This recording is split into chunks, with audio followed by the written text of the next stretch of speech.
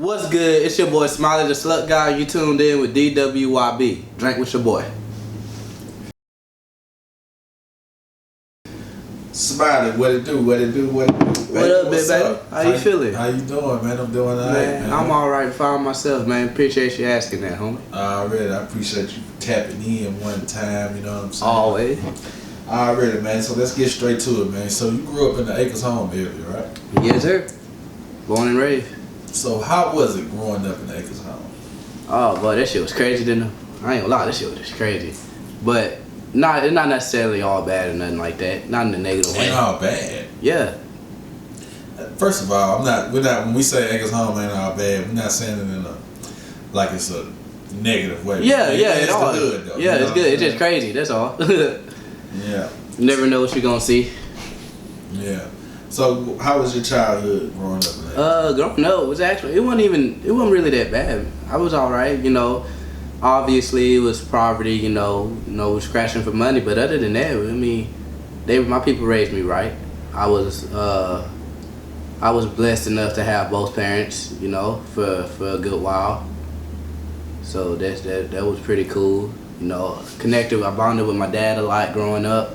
That was who looked after me for the most part, while mom was busy out grinding and stuff. Dad was grinding too, but mom was working a 9 to 5. Dad was out doing his thing. Yeah. Yes, sir. So when would you say, like you for people that haven't followed you, you know what I'm saying, go check out his Instagram and you can check his style out and this and that, but you're into the alternative rock and hip hop at the same time. Yes, sir. And from Acres Home at that. Yeah, I get that a lot. So when would you say you started to develop that type of swag growing up in the middle of the hood? Well, I'm gonna be honest, bro. A big part of my life growing up was I used to be like, I'm a tablet baby, so I grew up playing a lot of games, and I think my biggest influence was the game I used to love playing the most, even though I sucked at it, excuse me. And it was Need for Speed Most Wanted. I had it on the PlayStation 2, and I would sit there and drive off the roads all day, and the playlist was just fire. And it was like this weird alternative hip hop, but closer to metal. And then over time, I guess my curiosity just kind of grew. And I want to say in 2019, that's when I fully just completely dove into it. Right.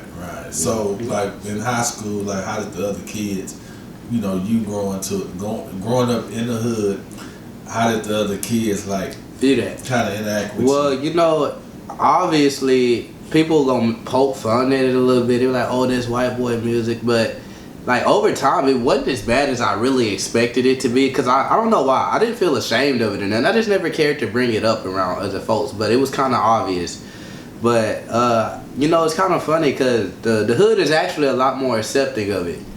And it's in a surprising way because it's a lot of misconceptions about alternative and metal music and whatnot. And I'm just happy I was able to, you know, teach them a thing about life outside of what they're comfortable with and what they're used to. So what instruments you play? I play a little guitar, little piano. What else? I guess I could say I do a little bass now, but I don't really have music theory knowledge. I kind of play by ear, and I just make stuff up as I go. But I'm learning I'm trying to pick up music theory. That way I can play multiple instruments. So yeah, that's what I do. Yeah. So tell me about some of these shows, man. Because is it like Travis Scott?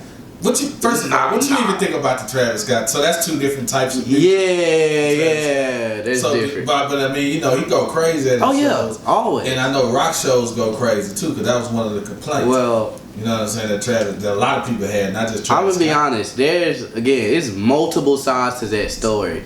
You know, some people are saying it was some type of ritual. Other people are saying it's Live Nation's fault, which is what I agree with, because the way they had the event set up and stuff was just bad. Others say it was the fans' fault for trying to bomb rush, because from what I know, I actually had someone that went there. He said that people was bomb rushing security. thousands of people was like jumping the gate to get into the concert for free type stuff. So it was just chaotic altogether. And they were saying Travis Scott wasn't stopping, but I looked at the video. It seemed like he didn't know what was going on at first, but he eventually stopped it like twice until it just shut down. So, like, what's the craziest show that you've been in that you can kind of, I ain't gonna say compare to that because I got some things that compare to that, but people didn't die. Okay, we'll give it to me. Because I ain't gonna lie though, it's crazy you say that. The local shows are crazier. It was this band, really big band here in Houston called Sex Pill.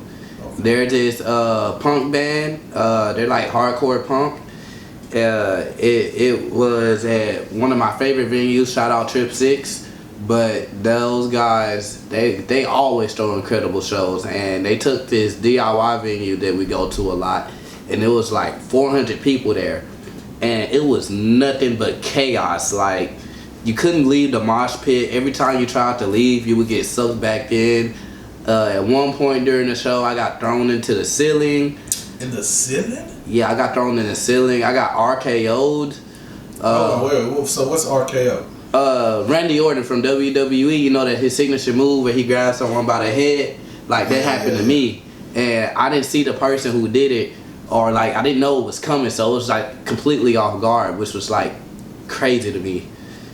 A lot of the hardcore shows, like the hardcore shows are the shows that are a little bit more like dangerous, I would say, because it's different types of mosh pits.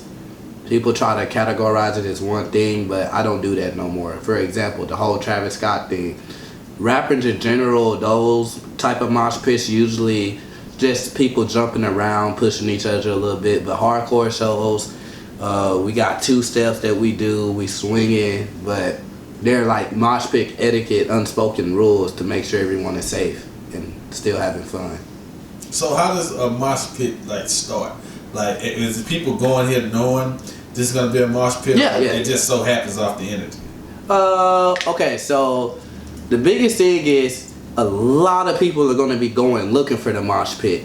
It's just really funny because a lot of people, like, I don't know, I just tell people ball up because me and the people I'm around, we gonna go in there and off a rip after like the first song or two play out, after we had a beer or two, we feeling ourselves, then we'll go and start the mosh pit ourselves. It's not so much being in a mosh pit that's like hard to do. It's just so much having people willing to start it, because everyone's like, oh, I don't want no one to get mad and like hit me or anything like that. Just depending, but it really depends on the show. Yeah. Mm-hmm. So how do Houston have mosh pits a lot? I've never been. There's mosh pits every day in Houston. Yeah, every day. And what some of these clubs is? A lot of the venues that we go to, RIP White Swan. White Swan gets crazy. Trip 6 definitely gets rowdy. Sometimes Scout Bar, Acadia. You got Ojimon, Kickback Bar, House of J. Shout out those guys. It's Super Happy Funland sometimes, depending who's booked there. It's a lot of places. You just got to know where to go. And I want to give another big shout out to the Houston scene because something a lot of people don't know is that locally, the metal scene, like the music scene in general, is mostly run by people of colors. It's a lot of indigenous, a lot of Mexicans, Indians, and black folks. Yeah, so that's pretty cool to see as well. Yeah, man. So that's pretty cool. So, you have any projects coming out? Like, what you got coming out? I got a lot of stuff that I just been stacking up on. I've been promising to release things, but I've been trying to get stuff in order because a lot of it is like feature works I'm just doing is features, and a lot of the music I have now, it's kind of like what Tupac did. I'm just going in, and within an hour I got 2 songs made because I'm just going in there and I'm just grinding. But I got a lot of projects I'm about to start dropping soon. I'm gonna drop a few singles, and then after that, after the show I have in September, I plan on dropping an album to celebrate. That's what's up, man. Yes, sir. That's what's up. So, man, give me some shout outs, man. You got anybody? Oh, man, yeah, bro. I want to shout out everyone that's a part of the Slut movement. Shout out everyone that's under this repping Slutty Rockstar. Shout out Baby G. Shout out Lil Gino. Shout out It's a Blur. He just came into the slut movement. My homie Sis just came into the slut movement. Like, it's a real thing, and it's going. I want to say within a year it's gonna be everywhere. We're gonna be real big. So what is this whole slutty rockstar movement? Oh man, it's crazy. All right, so the whole thing that we're pushing behind slut in general, we took something very controversial, which is like really big in our world today. It's a lot of sex workers. We took some controversial sex, which is a topic that's going to catch everyone's attention, and we're pushing our message through that mantra. And basically, our message to everyone is like, do you, like, be happy in your own skin. You shouldn't feel bad because you're happy about what you got going on for yourself. And regardless of whatever your opinion may be, there are always going to be people who disagree. And slut's just like a big old middle finger to those people who like just dry hate on you. Like, fuck them. Also, this slut thing has nothing to do with the women part. A little bit, but we do that through like we're talking about, you know, like sex being positive and whatnot, because it's like a lot of people try to make it something that it's not. And even now when I go out, it's like people are always like, these dudes are always coming up to me, oh yeah, we finna go here and pick up some hoes and this and that. We're like, bro, that's not what it's all about. Maybe if you took the time to chill, more women would actually talk to you. If you know, you just chilling, you ain't after nothing, no hidden agendas. So we just took something really controversial, and that's how we're pushing our message. But yeah, that's what Slut's about. So this is actually a clique, Sluts. Yeah. This is an actual thing. It's an actual movement, and we're not alone. It's Sluts like all across the country. Oh, yeah. Yeah. Gotcha. Yeah. So who's all in it? Who's like from Houston? Who's all in it? Houston right now, it's me. I'm Smiley the Slut guy. My homeboy, he not in Houston, but he be in Houston a lot. He from Dallas. Baby G, HHP.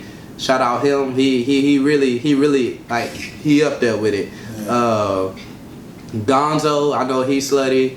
ISO, he's slutty. I got some homies that's slutty too. You know, Lil Gino, who y'all gonna be hearing about real soon too. It's a Blur, Sis. Yep. Say, we're gonna have to get y'all up here too, man. Oh yeah. Get on the platform, man, and talk about this slut movement. You know what I'm yes, talking sir. about? Love to. Say, man, there it is. Man, send that Instagram out there, man. Tell people they can find you. You can find me at slutguy_smiley SLVT_GXD_SMIL3Y. That's Instagram? Yes, Instagram. That's all I'm really on right now, but I'm planning on going on my platforms like real soon. Already. Smiley, appreciate you coming through. Drink with your boy. Yes, sir.